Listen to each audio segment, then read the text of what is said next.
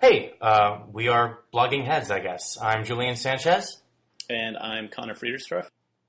And we are apparently going to talk about, the pernicious effect on journalism of free content like the stuff you're watching now. And I guess the hook here is that Rupert Murdoch has sort of ramped up the level of feistiness in his eternal war on Google. This is like the shadow media version of the Fox versus Obama. Like at the meta level, it's Rupert Murdoch versus Google, I guess. Right. And what is his most recent pronouncement? Well, there are a couple things. I mean, there's ongoing talk about putting up a paywall for all News Corp content, which is interesting because when Rupert Murdoch first got a hold of the Wall Street Journal, there was talk of the paywall coming down, which didn't ultimately happen. So now it's sort of announcements that actually we're going to extend the paywall. And then the other thing is blocking News Corp content from Google searches. Right. So some people are speculating that maybe the object here is to cut a deal with a different search engine and give them exclusive access to searching News Corp content in return for some sort of fee. And I guess there's precedent for this because there's some sort of deal with MySpace that I'm a little bit hazy on the details. But for a while there, MySpace was getting money for an exclusive deal for searching on MySpace or something like that. Yeah, I mean, I don't know how seriously either of us take this. I always assumed it was there's a certain amount of kayfabe in this, and it was just an effort to extract rents of some kind from Google. It just seems like such an obvious, with kind of revenues already declining, taking the traffic hit that would come from announcing you're going to block Google seems like a sort of suicidal move. I guess it might make sense if you were combining it with a paywall, maybe. Although in that case, I would think you would do an either or, right? I mean, if you're going to put your content behind a paywall, then at least you want people who are using the most popular search engine to be able to find the content that they might want to pay to see, one would think. Right, yeah. One interesting question is, would it make any sense for another search engine to cut this deal with Rupert Murdoch? Would it make any sense for someone to pay to have exclusive searching ability for all of these various media sites?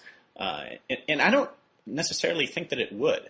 I don't think that it would ever cause me to go away from Google. I think I would probably just start ignoring News Corp's content. And I'm someone who searches for different media content pretty intensively.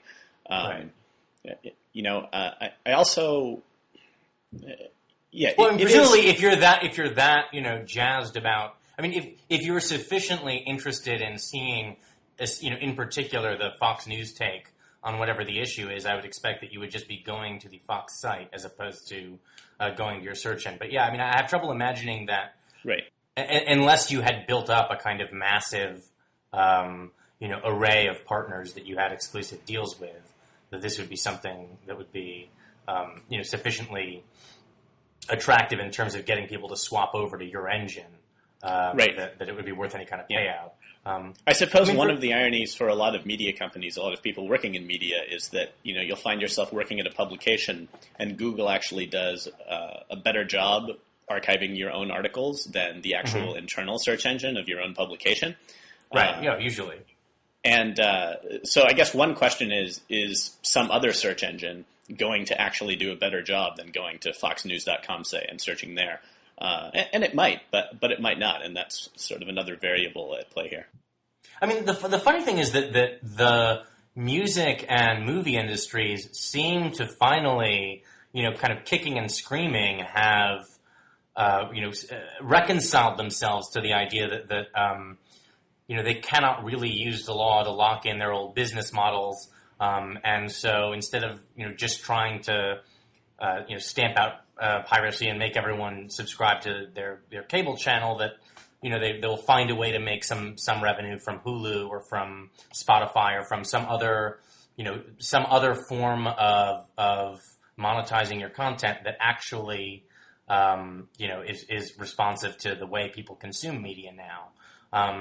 And so it's weird to see the Rupert Murdoch kind of, rowing in the other direction in this way.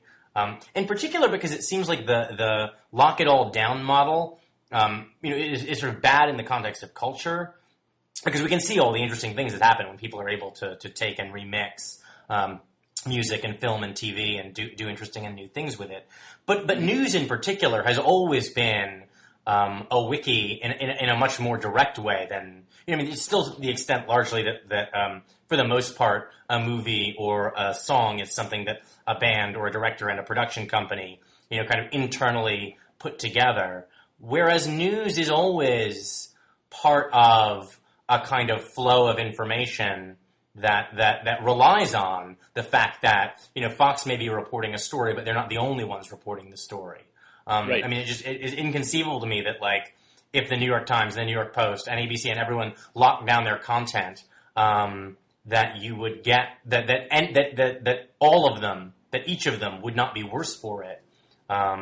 Maybe there's also the issue of pay, but there's also the issue of there only being certain kinds of content you can actually lock down. Right. If there's some scoop that a news organization has, say the Wall Street Journal figures out that there's some ghost in the past of some politician, say, and reports it behind its paywall. Well, a paywall may keep me from excerpting the story as a blogger and linking to it, if they really go after people for fair use kind of stuff. But how are they going to stop me as a blogger from, writing on my blog, it is a fact that this politician has this ghost in their closet? There was an old doctrine called the hot news doctrine that some of the wire. It seems, as far as I can tell, the Supreme Court just sort of created this out of whole cloth. A little under a century ago. It was in the context of, I think, World War I, when wire services were sending reporters at great expense and great personal risk out, and there were sort of competing services that would essentially get the story hot off the wire, paraphrase it, and then undersell the wire service that put the money into and the people into reporting it out. And so they created this hot news doctrine where there was some sort of brief period of initial ability to profit. It's certainly not clear you could apply that in the context of unpaid bloggers. Right. And certainly and it kind of made some sort of sense when news was, there's the morning edition out, and you've got to at least let them get it out, in that first edition. It doesn't really fit the model of what we're doing now. Although the AP a few months ago was making, again, kind of vague noises about trying to revive this. It doesn't seem feasible. One thing, despite the doubts I have about Murdoch doing this, I have to say that I hope actually he does try something, because I want someone to try a paywall, even if it fails. I want this whole game sort of pushed forward, because I think what's going on now is unsustainable, and the sooner we get to whatever is next, the better off we are. And so, I hope he experiments with a paywall. I hope he experiments with different search engine stuff. It would be great if something came along that was the equivalent to iTunes in the music industry, right? Where, because you have this place where you can buy things that's really convenient and really easy to buy it, and there's lots of stuff there, even though you could get all of that stuff for free, people are willing to pay for it. Because, partly because they want to pay for actual content, they want the artists to get paid, and partly because it's just easier. I think that people would pay for certain kinds of news if it were really easy to do so, and people would, give micropayments to their favorite bloggers if it were really easy to do so, if there were some system in place. I think the Kindle has sort of found a way to do this to some extent. Where you end up having a system that, again, kind of makes it sufficiently convenient that people are, in a sense, paying for something that they could just get free on the web because they've got a device that sort of adds value in terms of the sort of ease with which it comes to them. Right, and I've got to say, fortunately, I don't have as big a concern about the sort of business news that, like, the Wall Street Journal traffics in. I don't worry that that isn't going to get covered because there's such a big financial interest to have it covered. In that way, I'm glad that it's Rupert Murdoch doing this instead of the New York Times that is sort of being the first big player to jump in and try something. because I just feel like insofar as there's something to be lost about the old system, I think business news isn't something that's going to be lost. I think that as long as there's a big financial interest to have it, and it seems like there always will be, it's going to get covered somehow. Although I think that's dangerous. There's enough need to somehow it will happen. But although, I'm certainly much more worried about the stuff that's sort of important and maybe boring, but not necessarily in anyone's interest. I mean, I've certainly been concerned. I was a technology reporter before I came to Cato, and I've been kind of disturbed to watch as sort of one after another other people who I thought of as really good, solid tech reporters have sort of flitted off to other areas. I mean, I think just a couple weeks ago, Andrew Noyes from National Journal announced he would be taking a job in Facebook's, I think, communications department, and that, great for Andrew. I certainly don't begrudge him the choice, but I also am kind of going, well, who else is still on that beat? There are, some good reporters still there, but it's not a hypothetical thing. You go, God, these guys were covering stories. Is that still going to get done? And in a way, right? I mean, so journalism is sort of this special category where the value journalism provides, is in a sense distributed in a way that right? I think what I care about in some sense is that important stories about events of public importance are covered and disseminated, whether or not, in some sense, I read that story because I live in a democracy, and what matters is that people know what's going on more than that I know what's going on, or that I learn the thing I hope people know. This is an interesting. This is an interesting question. How important is it that it just be covered as opposed to you reading it? This is one thing I think about, with the disappearance of municipal newspapers, or at least the huge cutbacks that a lot of them have seen.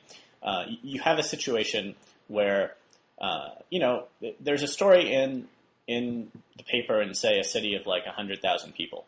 And the story is about this really boring thing that happened down at the water district. And it's actually pretty important because it affects the water supply of, all these people.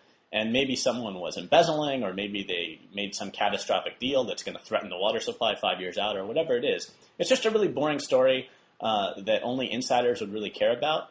And no one is going to want to sit down and read that on the front page of the newspaper. They're going to see it, and they're going to see waterboard in the headline, and so they're going to flip to sports. And so the model you have now, the newspaper has a certain institutional heft, and the very fact that a lot of people are seeing it on the front page because the editor decided to put it there because he thought as an insider that it's important, it makes the people at the waterboard kind of sit up and take notice in a way that maybe wouldn't happen if a blogger broke it. I think I saw Clay Shirky making the same argument about the pedophilia scandal in the Catholic Church, that an independent paper in Boston broke all of these stories, but no one really took notice until it was on the front page of the Boston Globe. So there is a sense, right, in which it is important that people who it isn't just that the story gets reported; it's that there is a form with enough sort of institutional power that it gets seen by enough people that actors are forced to do something, or forced to reform things when I think that's wrong-headed behavior. I think that's right, but it does get to I think maybe one of the ways that the kind of problem of a revenue model for journalism can be at least broken into a bunch of smaller problems. Yochai Winkler talks about peer production. I mean, in the context of both open source but information production more generally, and he makes this point that in fact what we think of as the service that a newspaper or a magazine or a news channel provides is actually like a bunch of different functions that are bundled together, right? So, you see you have people kind of deciding what stories should be reported, and then someone assigns a reporter to the story, then someone investigates that story, writes it up, the story gets edited, and then packaged together and sort of distributed to consumers, and then accredited, right? I mean, so we're putting it on the front page, and we're the Boston Globe, so not only is there the story exists, but we're validating it as relevant and important to people in Boston at the very least. And so maybe that some of these functions may require like dedicated paid people to spend a lot of time on, and some of them may not. I mean, Wikipedia shows that you may not get really great copy editing on a kind of peer-produced basis, but you can get it. And it may be a little bit slow. Right. But so, I mean, I think it's interesting to start asking how many of these different functions need to be performed under the same roof, and how many of them need to be performed on a kind of paid, kind of professional or expert basis. I mean, I do tend to think really good investigative work and really good writing are not, kind of universally distributed skills. It actually does often take a kind of one dedicated person to do it, but some of the other stuff doesn't. It doesn't have to be. I mean, right as you say here, right? I mean, an independent paper reported these, and then the Boston Globe called attention to it. Right. It could be that some story on page 8 of the Punxsutawney Gazette or whatever makes it to the front page of Daily Kos, and that's the accreditation function. So if it turns out there's a revenue model for the part of it that needs to be done by people, that may be a smaller problem than, is there a revenue model that covers the overhead of Fox News or covers the overhead of the New York Times? Right. Well, I'm curious to hear, to sort of seg to a different side of the future of journalism question. You and I are both people sort of closer to the beginnings of our career than the end of it, and are both working in journalism. Yeah, are you there? Yep. Okay, and I wonder if you're optimistic about the future of this career, pessimistic about it. Obviously, a lot of newspapers are in terrible shape, but is there going to be something next? Are people like us going to continue to get paid to write things, to report things, et cetera? Well, right. I mean, so I was a tech reporter at Condé Nast's Ars Technica, and Condé Nast had a huge, meltdown and whatever, and so now I'm at Cato now, so I'm at a think tank, but there's a sense in which certainly I'm doing things that are not journalism in any conventional sense, but there are other things that I'm doing that still are journalism, and there was a lot of willingness, when I came over, and was saying, one of the things that I always had wanted to do when I was sort of more formally a journalist was there were always these stories that I really thought needed time and a certain amount of effort, and so I needed to say, look, I need to take a week and not be filing stories every day. And that was, there's something that when it was an important thing, they would usually let me do. But it was always kind of a bit of a struggle. And, Cato seemed a lot more willing to say, yeah, if you want to do investigative reporting, do that. And so I think we're seeing, ProPublica and other kind of nonprofits and think tanks taking up some of that slack on the investigative side. And you're seeing, the Washington Post is running ProPublica stories. Now, obviously, much as I love Cato, Cato is a think tank with a perspective and an agenda, and I don't know how much space there is for nonprofit funded reporting that is really just, down the line reporting,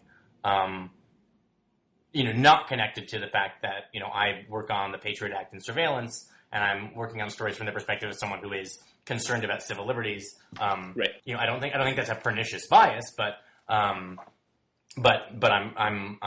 coming from somewhere. Sure. Well, all right. So back in action. Back in action. So Julian, one question that's come up in a lot of different contexts recently is, who is a journalist? What makes a journalist? In one way, isn't it the willingness to do what's right, whatever the cost? Isn't that? No, sorry. Go ahead. I mean, I've told you before that I have been following this debate in different journalism schools. Barbara Ehrenreich gave this speech about how if you're a journalist, you should be sort of committed to never making what you actually should make to do this thankless task, and that you should sort of just accept that if you're going to go into the field. The program that I did, the journalism school program that I did at NYU, was a lot more open to being a sort of entrepreneurial journalist, going out and sort of selling yourself and selling your work. And I think the general NYU line is that if you can get a grant to do something, if you can do journalism at a think tank, if you're a blogger, it's the act of doing journalism itself that matters, not working at a traditional news organization. The vibe that I got from Columbia Journalism School was a lot less comfortable with that. And you find yourself in this position, right? You work at Cato, you work at a think tank that obviously has its various lines on things, and yet I would argue that the work that you've done on the Patriot Act, on other things, it doesn't make you any less of a journalist. But what's your take on this? Well, I think there's room for different kinds of journalism. There's room for there's room for advocacy journalism. There's room for more or less down the center journalism, but that has a point of view. And while I think it's healthy for journalists to to sort of celebrate that and recognize it's not a bad thing if there's people who are open about where they're coming from. I can't quite get on the sort of bandwagon of like celebrating the kind of return of Hearst era sort of purely partisan journalism. Right. I do think there's a value to this sort of professional ethic of just trying to get the story right, kind of regardless of how well it's going to sell or what it does for your personal agenda. Right. In part because of the nature of, for the same reason, in a sense that you need to like trust in the professional ethics of doctors. It's not a at some level you kind of you have a kind of a meta market, right? You cannot evaluate the good in the sense the diagnosis, the prescription or whatever at the individual level. You kind of have to evaluate it at the meta level of, do I trust this person to be, or this institution to be giving me the straight scoop? Right. It's this issue of information asymmetry is what you're saying, basically, right? Right. The worry is, to some extent, maybe the success of Fox and the success of of the kind of old style, partisan journalistic, venues is just showing us that maybe people are not that interested in that. What people are interested in is getting their preconceptions confirmed.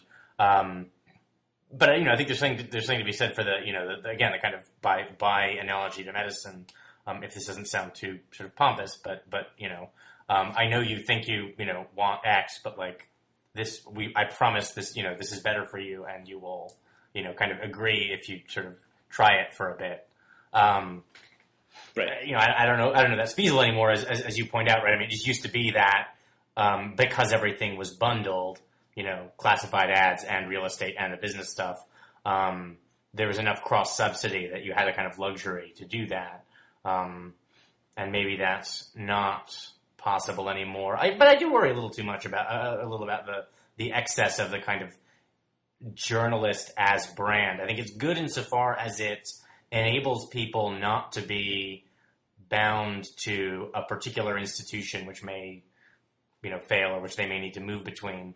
Right. I think it's... By journalist as brand, do you mean... Are we talking about like Malcolm Gladwell, or are we talking about, Glenn Beck? What do you mean exactly? I do mean the idea of an identity at the sort of level of reporter that may transcend the institution. I sometimes write for the Economist is kind of the one extreme of this, right? Where I write for their blog sometimes, and everything there is unsigned. The idea is that the institution is kind of utterly preeminent. I don't know. I've discussed with them whether that works in the context of blogging, and the kind of the other extreme is the one where the reporter is almost kind of almost like a Cy Hirsch thing. Cy Hirsch is very much bound up in the New Yorker, but has this kind of individual aura, and I think to some extent maybe in the current climate that's necessary, especially insofar as the kinds of institutions that are underwriting journalism are shifting. Put it this way, to some extent, if I want to be able to do reporting at Cato, part of why that might be possible is that if there are people who recognize me as a reporter or know sort of the stuff I've done. Right. There's not just people who trust Cato who will, and I hope there are many people who trust Cato, but not everyone does, and that's fine. But that I can do stuff that comes out of Cato, and people will go, well, but I know he's a reporter, and I will to some extent extend a benefit of the doubt. Yeah, these overlapping brands are really interesting, I think, and often I think they're new enough that people often get mistaken ideas about various places. I mean, for example, if you think of the National Review as basically being the Corner, the group blog that they have online, you get a vastly different idea of what the institution is than if you never look online and you only look at the print magazine, which is sort of a very different identity. And it's just interesting how a lot of publications, I think, are facing questions about the balance between their online identity and their print identity. And readers are faced with this as well. I mean, another example of this, right, is the Atlantic Online, right? Andrew Sullivan is responsible for a ton of their traffic. He has very little to do with putting together the print magazine. Basically, nothing to do with it except when he actually writes an article. And I think that in many ways, the Atlantic and Andrew Sullivan sort of fit with one another. In some ways, they're different. But it would be a mistake in any case for someone to conclude anything about the print magazine from reading Andrew Sullivan's blog, for better or worse, because he actually doesn't have much to do with putting together the print magazine. It's like a completely different group of people. And so I wonder if this is going to persist as a problem for organizations that are trying to self-consciously brand themselves, or if people are going to just get savvier about this as time goes on and sort of recognize that you should actually treat these things differently. I don't know. It'll be interesting to see. I don't know. I mean, I think there is a value to an institutional voice, and that it is not an unalloyed good if reporters are, above all, kind of concerned with the status of their brand. Just because again, I mean, these things come from the thing that is in the best interest of the institution or in the best interest of the story are not necessarily going to be the things that are in the interest of kind of making the individual writer especially sexy. But yeah, I've got to say, I mean, I don't disagree with that, but I would say, and maybe you agree with this, that when it comes to answering the question, who's a journalist as a matter of public policy, it should be all about the act and not about institutional affiliation, not about what percentage of your income comes from being a journalist. It should be, is the individual act in question an act of reporting or an act of disseminating analysis to fellow citizens? Is it a journalistic act? And I've been really gratified. I mean, I think later this week, the Senate Judiciary Committee is finally going to take up the Free Flow of Information Act, which is the federal journalism shield law, and there had been some jockeying over whether the definition of a journalist for the purposes of that law was going to involve having some kind of contract with an accredited institution of a certain kind, or whether it was going to involve requiring you to have a certain percentage of your income come from journalism. And it's not clear yet exactly what's going to happen. They still need to hash it out. I know Jeff Sessions is still, I think, pretty hostile to the bill in general, but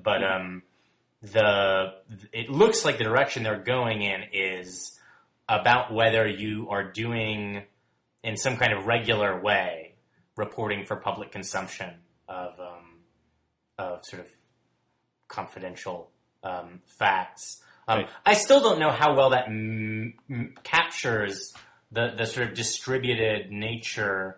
Yeah, I don't think it does capture journalism it as very we well, see it actually. now. I mean, if you think of the sort of undercover Acorn investigation that was published on those Andrew Breitbart sites, I don't know. Certainly, Hannah Giles, the college-age woman involved, I don't think that she's engaged in regular acts of journalism.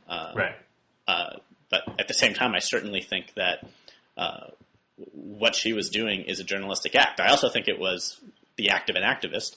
But I think in that case it overlapped, and that she should be afforded the same protection as someone from some right-leaning publication that would have gone in and done exactly the same thing. Mm-hmm. I mean, I do understand the fear, I think, which is that they don't want a situation where, in a world where anyone can just sort of start up a blog, every conversation is potentially the subject of a future blog post or something like that. Right. And so everything, kind of, if someone wants to claim it, falls under the scope of this privilege. So I understand the desire to. I mean, I don't think there's a perfect answer. I don't think the lines in peer production or in modern journalism are as bright as the law requires them to be. Mm-hmm. So I just don't think you get something that doesn't create an error of a type 1 or a type 2 one way or the other. Right. But at the same time as news gathering and reporting has kind of been democratized, so has arguing and analysis and commentary. And one thing that we've disagreed about in conversation before is the question of who should you engage and who shouldn't you engage. The blogosphere is a big place. There are some truly awful blogs out there, blogs that I don't think you should engage with. For example, I wouldn't start arguing with a blog full of neo-Nazis, for example. I just think that they're wrong. I don't think there's any particular point in engaging in that conversation. At the same time, I, for the most part, think that you should engage, and that in the blog world there should be more engagement between the sort of far-right movement blogs and the sort of centrist blogs and reasonable bloggers and unreasonable bloggers. And I think that they should be talking to one another, and I think that there's value in engagement. But, some others would argue that there are some people that you're just giving them conversation by paying attention to them. And so what's your take? What approach do you take, or what approach do you think other people should take? Well, it does seem, I mean, on the one hand, I think engagement in the sense of trying to, get facts out and trying to get correct stories distributed is just always a good thing. To some extent, you end up, if you're just trying to do good reporting on a story or make good arguments, then insofar as everything is accessible to everyone, that creates engagement in the sense that if people are making bad arguments or saying something false, then they are de facto engaged insofar as you try and make better arguments or get at what's true. I do worry that there's a kind of unhealthy symbiosis between, in essence, crazy people on both sides, or even the mainstream to the extent that still exists, and the fringe, right? So we live in this world where we kind of have split ourselves into kind of two opposing poles, at least in a political arena. That for electoral reasons there need to be two of them, and that's like a kind of weirdly tiny number to capture the kind of range of worldviews. So they end up needing to kind of cohere on the basis of opposition, right? So that kind of it's a sort of weird recursive definition, right? Like someone on the right is someone who hates people on the left, defined as people who disagree with the right. Mm-hmm. You find if you look at who is talking about, birthers,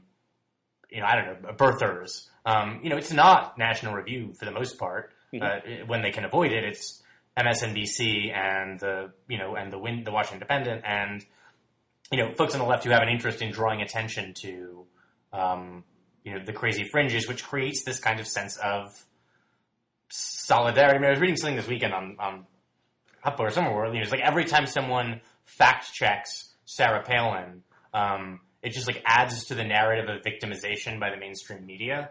That's kind of part of her. Yeah, I think her staunchest defenders might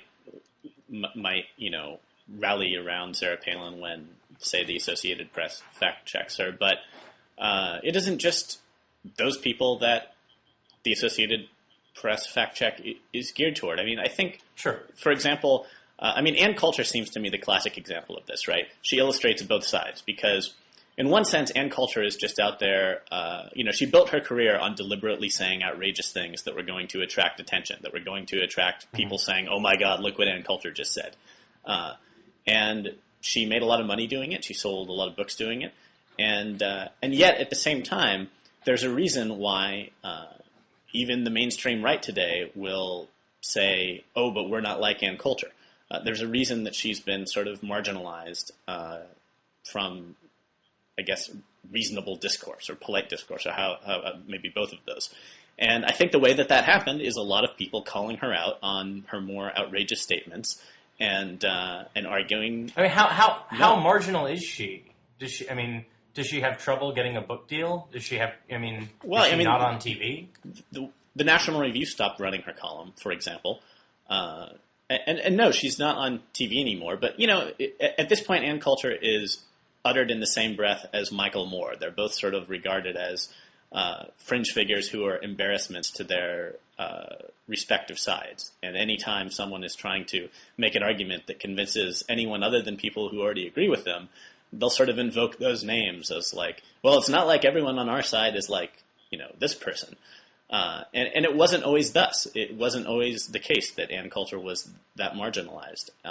And so how did it happen that she became that way? I would say only by engaging her to a degree. And so I see that it's a double-edged thing, right? Because people paid attention to her outrageous remarks was she able to rise at all. But I don't think there's really any way to stop people from exploiting that because... No. You would have to have so high a standard of just ignoring people that you would end up ignoring a lot of people that actually shouldn't be ignored. No, and I think to some extent the argument that made sense, probably 20 years ago that it was not worth giving the exposure to crazy people, that it would be required to rebut them. Falls apart to some extent when you have, kind of a media environment where everything is, everything is kind of on the table and accessible.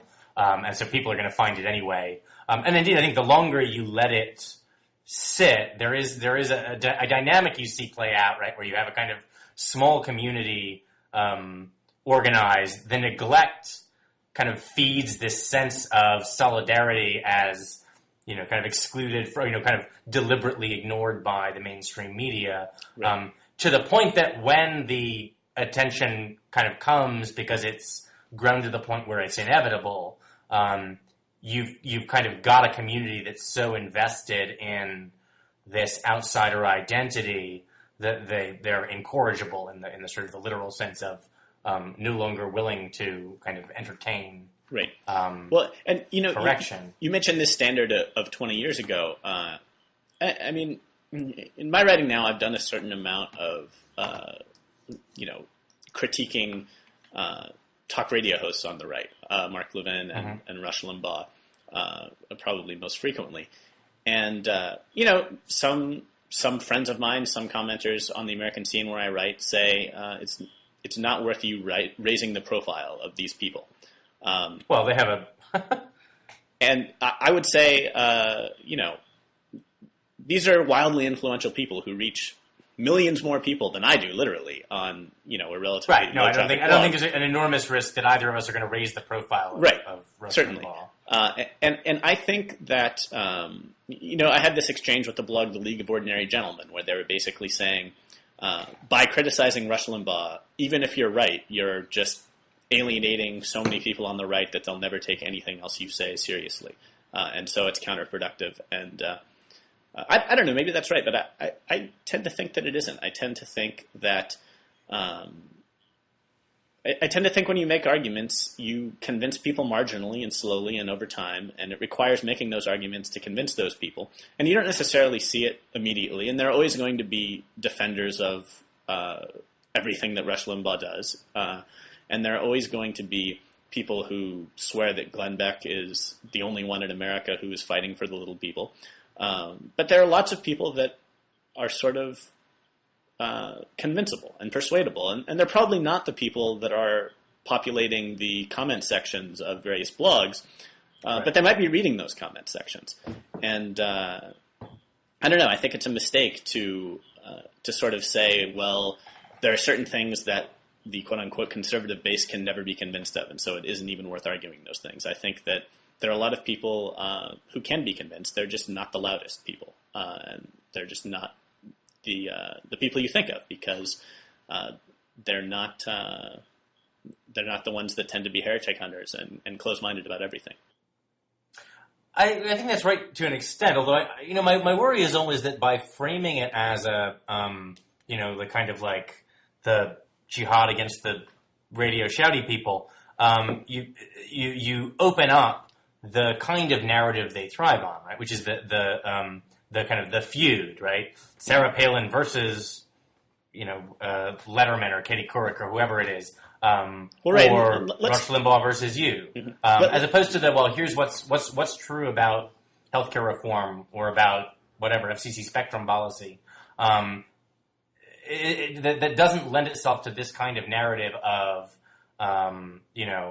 the urban coastal conservative versus man of the people, Rush Limbaugh, I guess. Sure. Well, yeah. Let's talk about the sort of rise of populism in American politics. I guess one reason that I have written against people who are perceived as populist leaders, Rush Limbaugh and Sarah Palin, for example, which is a great oxymoron.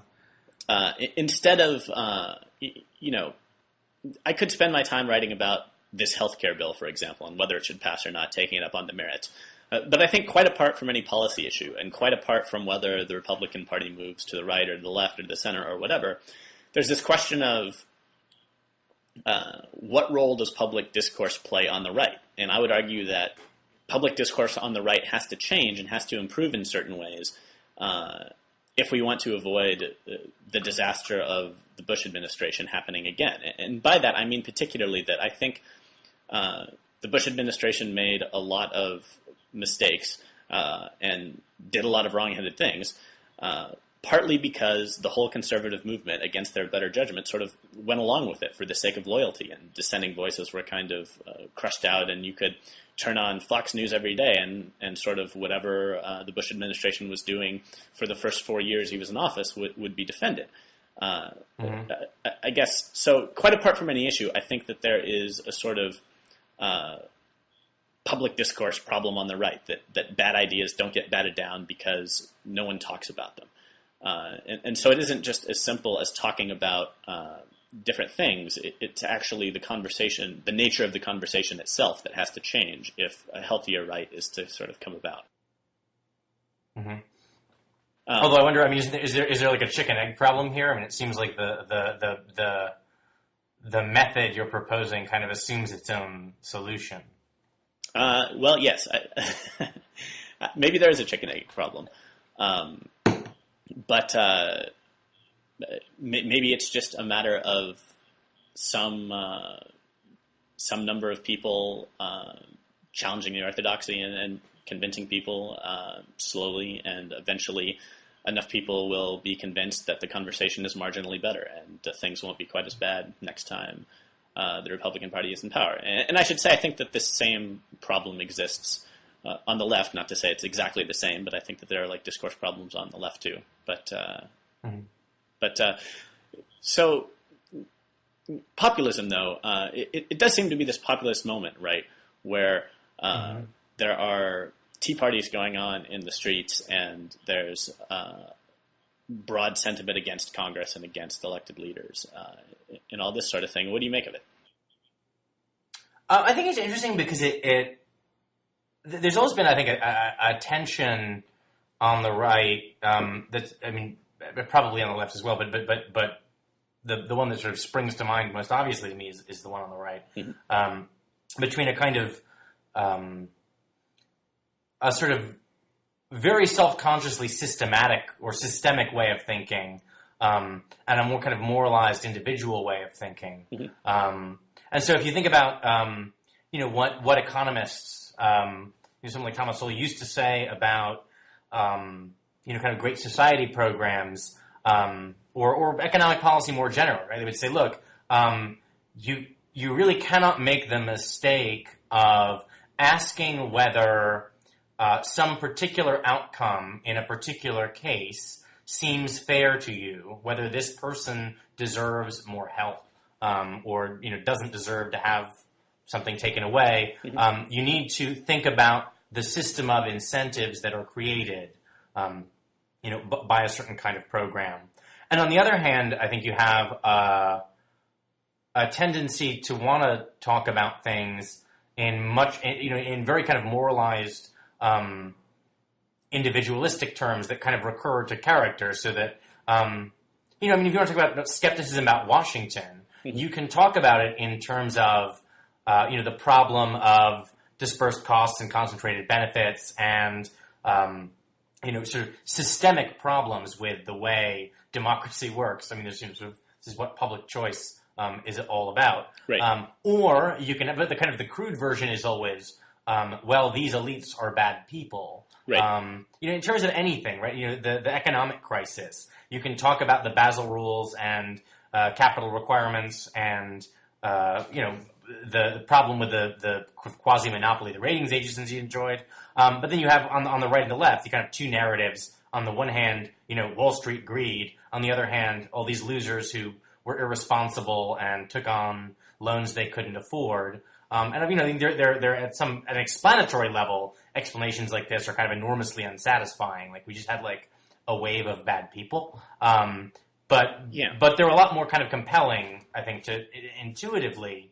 And so I think the populism tends to go with that second way of seeing things.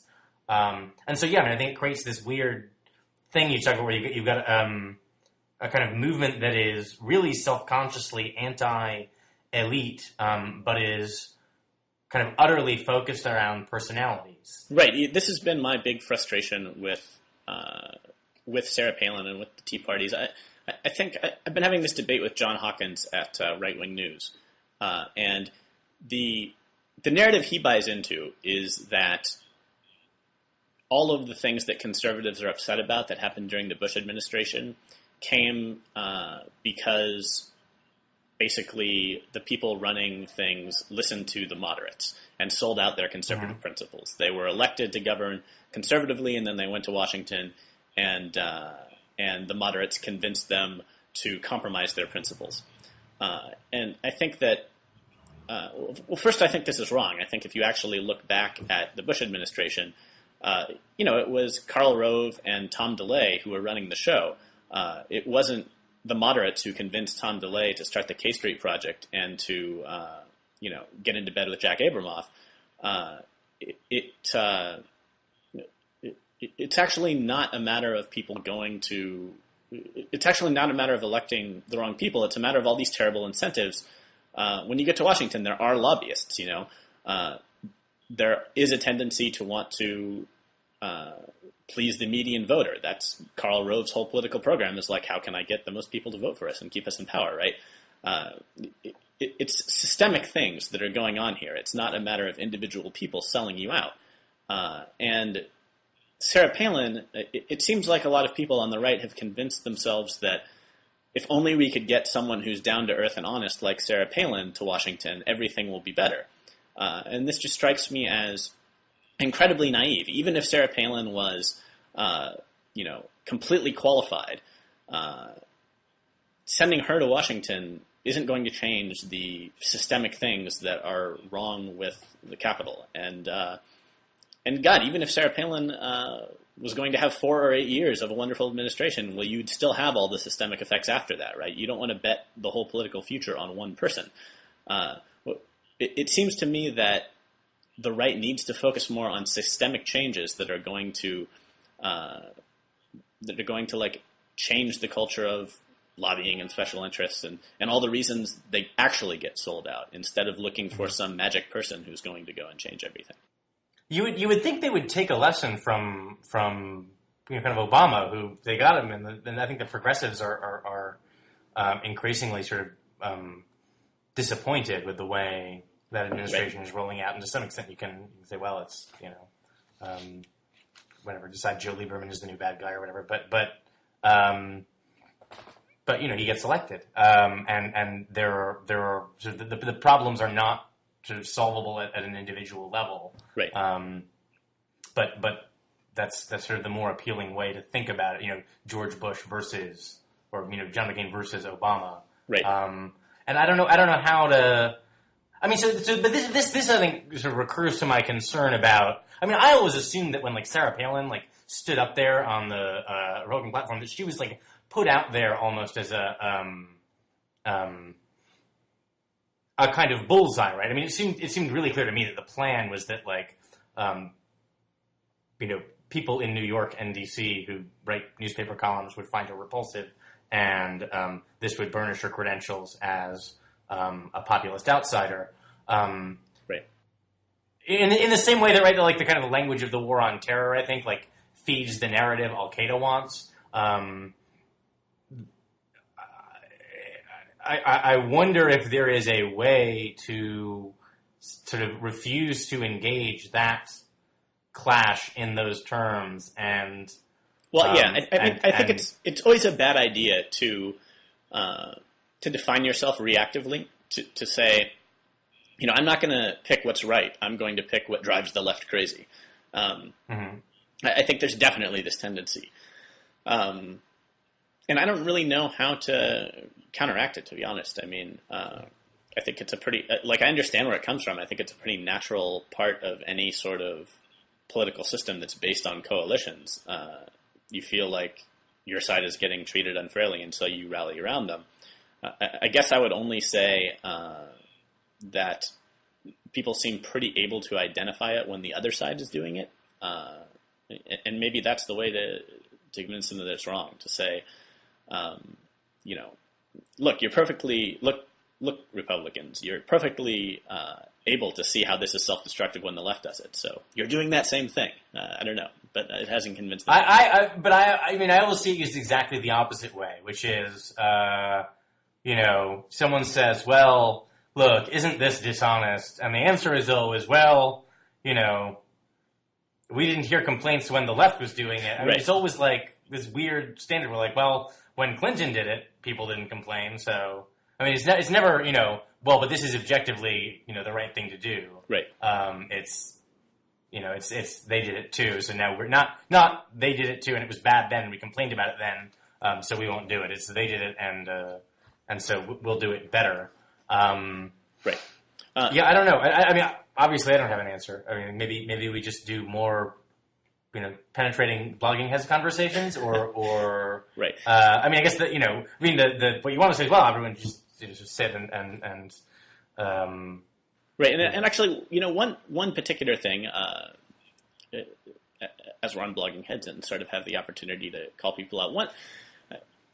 Human Events is a particular publication that drives me nuts, because it bills itself as a place that is loyal to the right. It was Reagan's publication, and talk to Human Events fans, and they'll tell you it's the one publication that never sold us out. And as I've written about a couple times, there's a couple different places, Human Events actually has some of the sleaziest ads that it sends out through its online email list that you can imagine. Sure. You'll get these basically Ponzi schemes that it's sending to its largely elderly subscribers, saying, right. Invest all of your savings in this, and we can't guarantee it, but pretty much you're going to get 200% returns. I'll link to the actual advertisements, but I'm not exaggerating how awful they are. There have been others that say, your doctor might be being dishonest with you when you take this medication. You should maybe take this other supplement instead of your heart medication or whatever. I don't know if it's actually heart medication, but it's something that, don't trust your doctor, trust this supplement. And obviously there's a gray line between how much a publication endorses its advertising. But I think this is clearly on the side of the line of how could you do this to your subscribers if you are loyal to them at all? And there are all sorts of examples. There's a blogger at the American Conservative who basically calls this conservative ink, the conservative movement become basically just a scheme to sort of enrich people.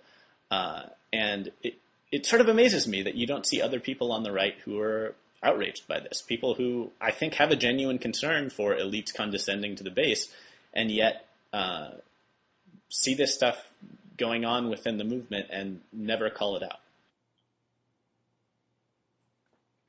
I mean, I assume it's just a question of where to devote your time. I mean, there is I've certainly gotten this in various contexts in the past that with Obama doing X, Y, Z, we just can't afford to. I mean, I would think if anything, being sort of this far out of power is kind of creates a certain luxury of introspection. But maybe it's a question of the cycles American politics work on. There's always a midterm, 2 more years away, and right. I mean, I certainly think that there's a lot about the Obama administration's domestic agenda that I think ought to be opposed in the strongest terms. And on the issues that I know something about, I've tried to write about them and point out where I think the Obama administration is wrong. But the thing that I want to ask the people who always say, well, this isn't the time, it's like when you're out of power, it's always that, oh, well, we have to focus on opposing the other guys, right? And when you're in power, it's always, oh, well, this is the time to pass our agenda because it's a fleeting opportunity and we're not going to have this chance again.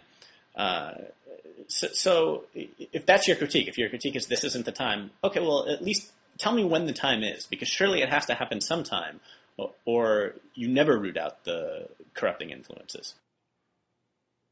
Pencil it in. But and I think as we were suggesting earlier, they know that. I think part of the problem is you do always look. So if National Review starts slagging human events, I mean, for one, or whatever, or the Weekly Standard, pick a conservative publication that you want to do this. On the one hand, presumably they have some kind of working relationship that makes them reluctant to do this. Mm-hmm. Right? So the longer you're around and the more institutional sort of weight you have, the more that just becomes difficult to do in almost a social and professional sense. Mm-hmm. But also that it's really easy to look petty when you're doing that. National Review is attacking human events or whoever else. Well, they're the competition. So there's always, again, this is the issue is always that it is difficult to do that without opening yourself to the charge that this is just about internecine squabbling. This is about jockeying for power and to be the one who gets to steer the movement going forward. And so now you're the one who is power hungry and trying to knock out the competition. I absolutely which I'm sure agree. You get all the time. I absolutely agree. And I think that, and it goes beyond that. There are all sorts of ways in which it's very hard for people to do this, right? Because, you're living in Washington, D.C. and you're working for, say, National Review, or you're working for the Weekly Standard or whatever. And, Human Events is owned by a powerful guy who runs a lot of foundations on the right and gives away different journalist grants that, maybe you want to get one day, right? And also, you probably have friends who work at Human Events, and maybe you go to a cocktail party with them. You're going to run into these guys and probably they're actually honest people that you're friends with. They're not running the advertising side, right? And so it's actually exactly the critique of sort of insider Washington applies here, right? This is exactly what the base would critique about the sort of inside the Beltway culture. And so while I see that it's very difficult, I think the critique should be done anyway. But even beyond that, I think the lesson for people to take is that, you always hear how David Brooks and David Frum and Ross Douthat are in this inside the Beltway Georgetown cocktail party attending culture, right? And yet you never hear Human Events attacked in that way. You never hear, Bill Kristol attacked in that way. But actually, it's people working inside movement institutions who are most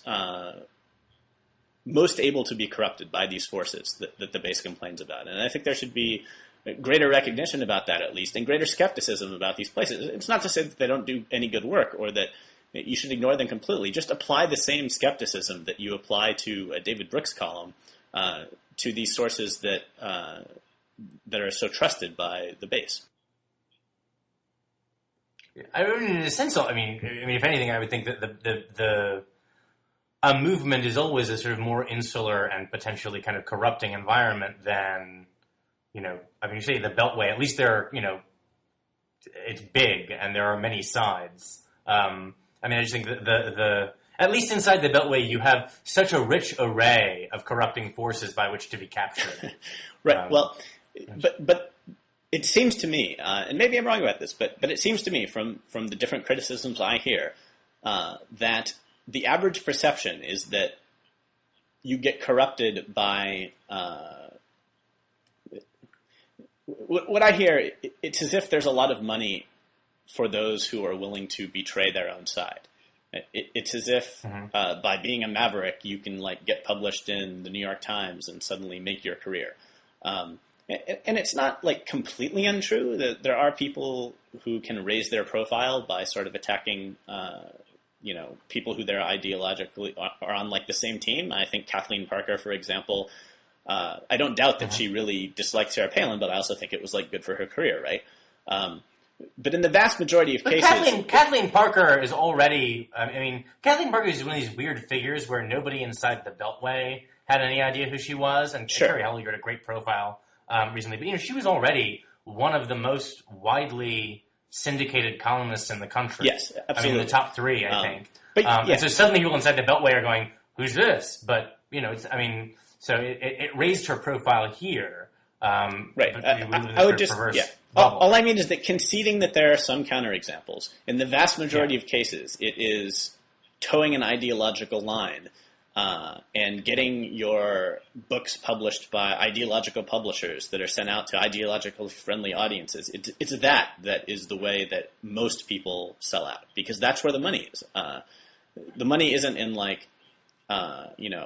being a maverick and writing whatever you think. The money is actually in towing a line that some rich person or some rich foundation or whatever wants you to hold.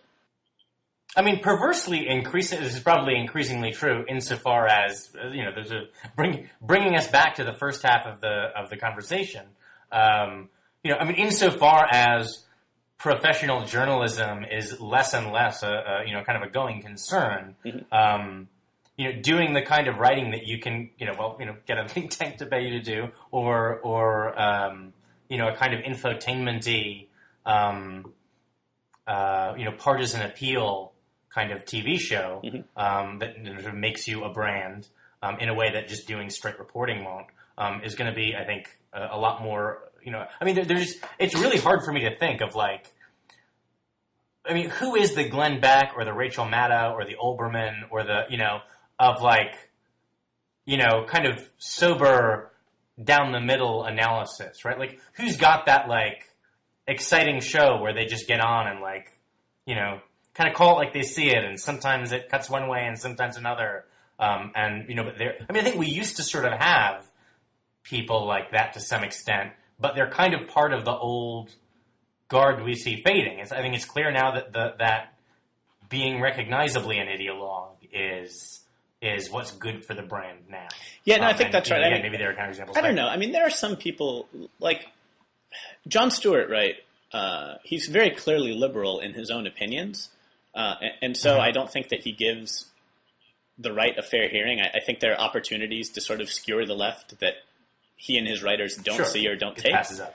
But he's certainly, the image he's trying to cultivate, right, is a sort of call it as I see it, throw up my hands, everyone is ridiculous kind of image. So I don't think that image has lost its appeal.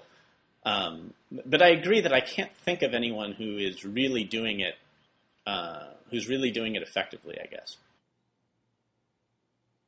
Or maybe the Stewart model is. If it's going to happen, I think it'll be on the Stewart model where it's kind of lampooning all around because funny is funny, right? And so you can get people who are interested in the humor, whether or not it cuts against their particular ideological disposition. But within the realm of kind of journalism and commentary, again, it seems like it's the direction we seem to be going is that if you're kind of speaking of advice to a young journalist, right? It seems like if you were in a kind of completely amoral and what's good for your bottom line sense, the advice you would get is that if you must go into journalism, be a carnival barker, and hew to the line. And returning to the Murdoch paywall, if this does succeed, right, and Rupert Murdoch puts up a paywall, and then the New York Times puts up a paywall, and like all these different people put up a paywall, it's going to be harder and harder to be the guy in the middle who is sort of taking the "I'm an independent, a pox on all your houses, I just tell it to you like I think." That line is going to be harder and harder to take if we're all deciding which little niche of news and opinion we're going to pay for, because people are just going to like pay for the ones that reinforce their own beliefs, and maybe never see. Maybe there's going to be like the Murdoch people and the New York Times people who don't click back and forth as much anymore. I think that's certainly a possibility. In the same way that maybe there are, I don't know, are there Showtime people and HBO people now? I don't know. That's a good question. I don't know. I think we're all Hulu people now. If only Rupert Murdoch would take the lesson. I think actually we're kind of busting an hour here. Perhaps we should wrap up. Do you have any final words? Do you have like a He-Man and the Masters of the Universe sort of moral of the day? No, I don't have a moral of the day, I don't think. Other than, I guess, the one closing note I would like to see raised in other places, returning to Sarah Palin and populism, and she was appearing on Oprah today, maybe as we're talking. No one seems to be talking about her lack of foreign policy experience. Everyone is talking about how can Sarah Palin sort of improve her brand enough to run for office again. Matthew Continetti has written a couple pieces about this. And no one seems to recognize that it would be weird for someone to run for president who hasn't talked about foreign policy except to say that she can see Vladimir Putin from Alaska. And I don't think I'm exaggerating. I've never seen her actually take like a very hard line on any other foreign policy issue. So Palin defenders, can you make a case that she shouldn't pay any attention to foreign policy at all and yet should still be considered a serious candidate? And that's all I've got. Do you have anything you want to end on? I just think you've proven yet again your incorrigible Beltway elitism. Right. But I look forward to seeing you at the next Georgetown cocktail party. Okay. Well, that sounds good. I'll talk to you later, Julian. Thanks. Cheers.